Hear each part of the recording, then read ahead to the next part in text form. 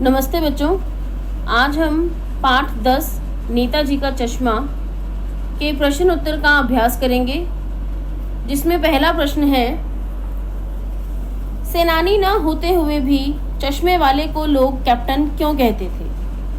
अब प्रश्न पूछा गया है कि कैप्टन उसका नाम क्यों था, जिसमें से कि वो ना तो किसी सेना का सिपाही था ना किसी फौज का सिपाही था, तो उसे लोग चश्मे वाले को कैप्टन क्यों कहते थे। तो इसका उत्तर हम इस प्रकार दे सकते हैं कि सेनानी न होते हुए भी चश्मे वाले को लोग उसकी देशभक्ति और नेताजी सुभाष चंद्र बोस के प्रति उसके प्रेम, उसकी देशभक्ति की भावना, देश प्रेम की भावना, विशेष सम्मान की भावना के कारण उसे कैप्टन कहते थे। दूसरा प्रश्न है, हालदार साहब ने ड्राइवर को पहले चौराहे पर गाड़ी रोकने के लिए मना किया था, लेकिन बाद में तुरंत रोकने को कहा। तो इसमें पहला भाग है, हालदार साहब पहले मायूस क्यों हो गए थे। जब उन्होंने ड्राइवर को पहले गाड़ी रोकने के लिए मना कर दिया, फिर बाद में एकदम से रोकने के लिए कहा, तो पहले वो मायूस क्यों हो गए थे। तो इसका उत्तर है कि नेताजी सुभाष चंद्र बोस की मूर्ति पर चश्मे को न पाकर हालदार साहब मायूस हो गए थे। जब उन्होंने देखा कि नेताजी सुभाष चंद्र बोस की मूर्ति पर चश्मा नहीं है, तो ये देखकर वे मायूस हो गए। इसका भाग ख है, मूर्ति पर सरकंडे का चश्मा क्या उम्मीद जगाता है। जो अंत में बताया गया है पाठ के अंत में कि मूर्ति पर सरकंडे का चश्मा लगा हुआ था, उससे क्या पता लगता है। तो इसका उत्तर है, मूर्ति पर सरकंडे का चश्मा यह उम्मीद जगाता है कि देशवासियों में अभी भी महानता और देश के प्रति प्रेम, देश के प्रति भावना विद्यमान है। भाग ग है इसका, हालदार साहब इतनी सी बात पर भावुक क्यों हो उठे। पाठ के सबसे अंत में बताया गया है कि जब उन्होंने सरकंडे का चश्मा देखा तो वे भावुक हो गए। तो प्रश्न इसी पर आया है कि हालदार साहब भावुक क्यों हो गए। नेताजी की मूर्ति पर सरकंडे का चश्मा देखकर हालदार साहब यह सोचकर भावुक हो गए कि देश के बड़े ही नहीं बल्कि बच्चे भी देशभक्ति और वीरों के प्रति सम्मान की भावना रखते हैं। तो जिस प्रकार हालदार साहब ने देखा कि उस मूर्ति पर सरकंडे का चश्मा है, ये देखकर कि वो सरकंडे का चश्मा बच्चों ने लगाया है, तो बच्चों का देश के प्रति प्रेम देखकर वे भावुक हो गए थे।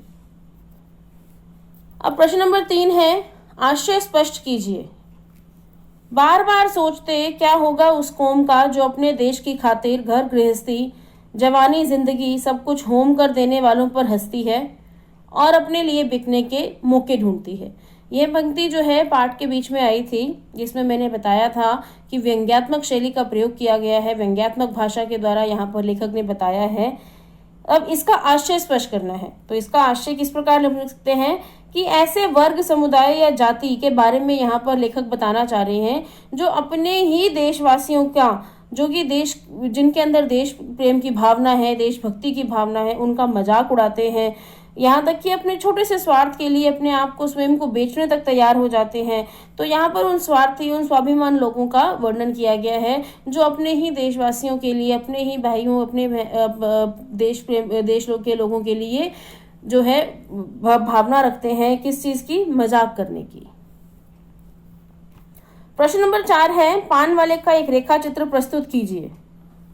पान वाले का एक रेखा चित्र, जैसे कि पाठ में बताया गया है कि पान वाले का रेखा चित्र कह सकते हैं। प्रश्न शारीरिक वर्णन आ सकता है, शारीरिक चरित्र चित्रण के लिए आ सकता है कि बताइए कि पान वाले का रेखा चित्र, यानी पान वाला जो है वो कैसा दिखाई देता था।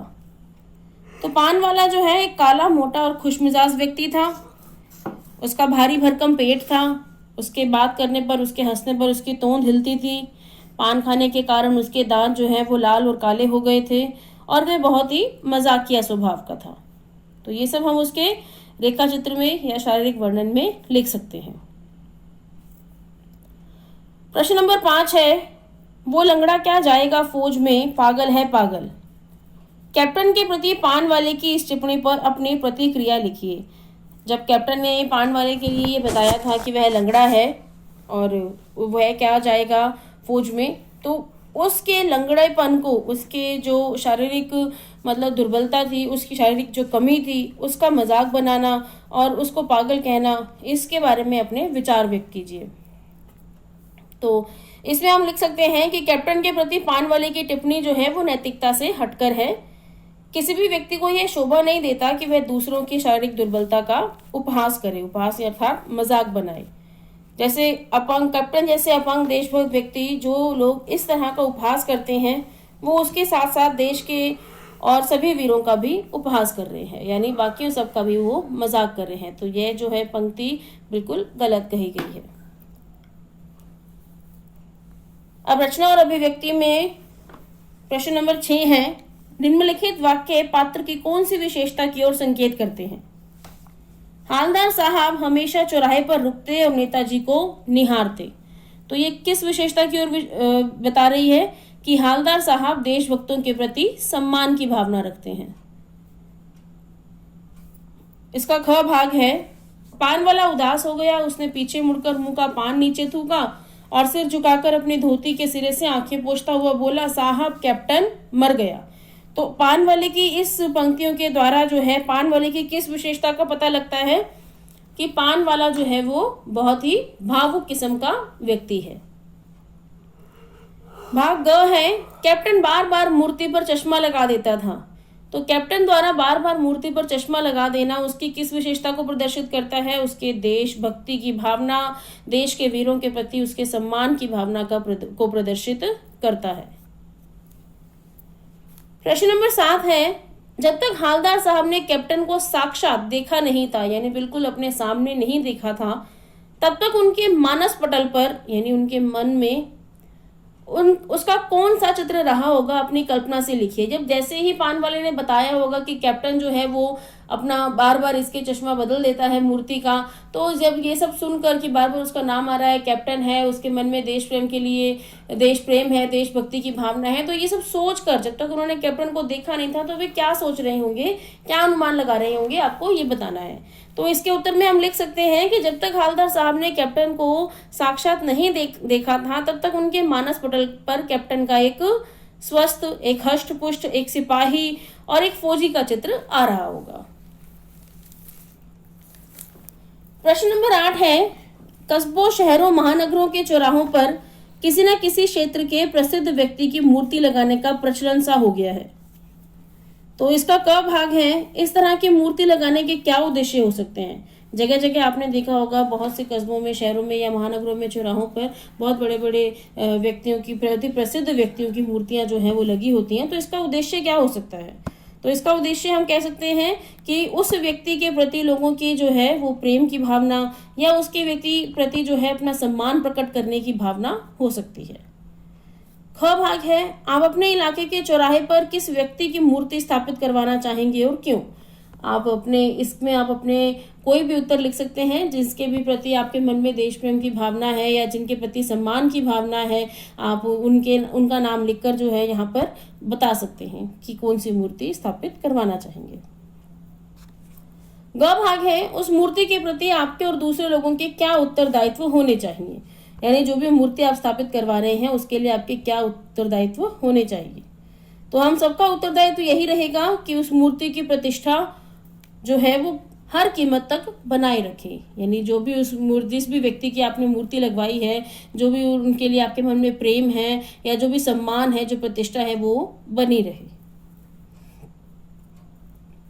इसके बाद प्रश्न नंबर 9 है, सीमा पर तैनात फौजी ही देश प्रेम का परिचय नहीं देते।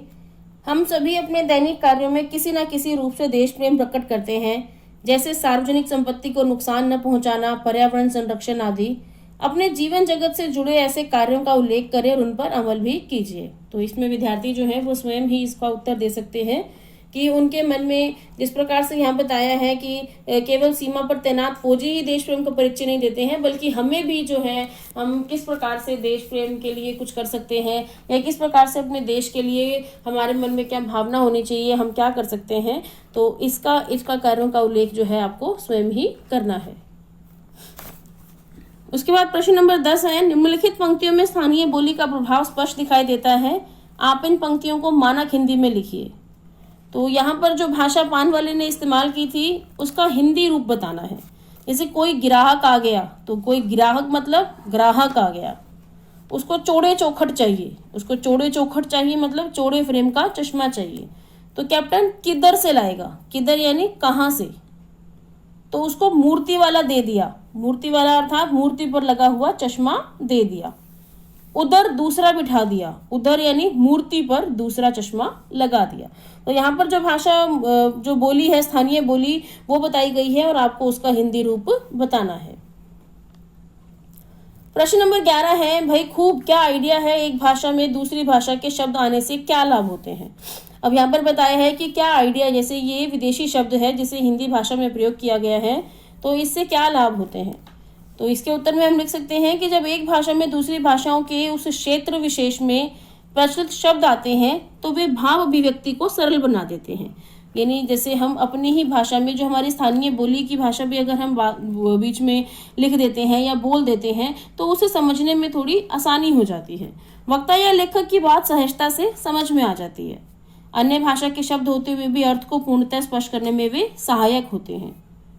तो आज हिंदी भाषा में अंग्रेजी के बहुत से शब्दों ने अपनी जगह बना ली है, जिसे हम आमतौर पर हिंदी भाषा के साथ ही प्रयोग करते हैं, जिससे अपनी बात को पूर्ण रूप से, सहज रूप से सामने वाले को समझा सकें।